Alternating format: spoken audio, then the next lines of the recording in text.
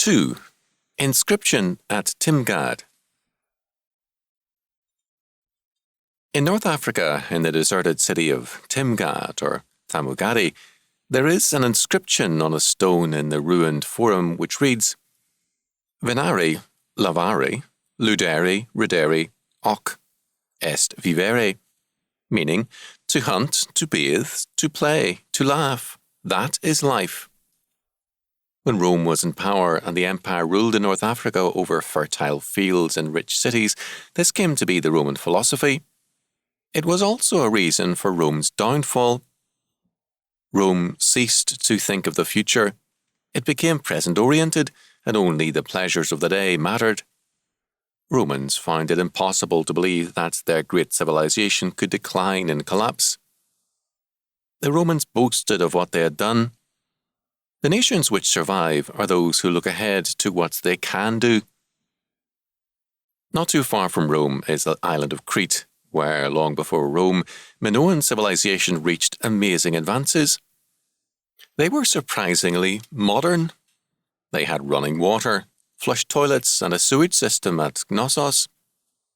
A Scotch professor looking at the ruins of the palace said, "The moral of Knossos is that good plumbing will not save a civilization." Whenever a civilization loses its faith, it begins to live not in terms of responsibilities in the future, but in terms of the present pleasure. Goethe, who was not a Christian, still saw the basic issue when he observed that the meaning of history lies in the conflict between belief and unbelief. Without faith, men's vision narrows, and they are more concerned with the present than with the future. St. Paul said of unbelievers that they are, quote, strangers from the covenants of the promise, having no hope and without God in the world, Ephesians 2:12. When a civilization is without God, it is also without hope or a future. Like the Romans of Timgad, it will insist on pleasure and declare, quote, this is life. The Romans were powerful in their day, but it was the persecuted Christians, men with a lively hope in Jesus Christ, who survived and conquered.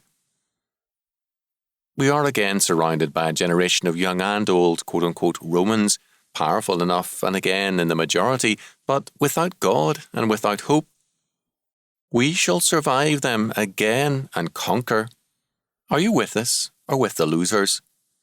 For whatsoever is born of God overcometh the world, and this is a victory that overcometh the world, even our faith.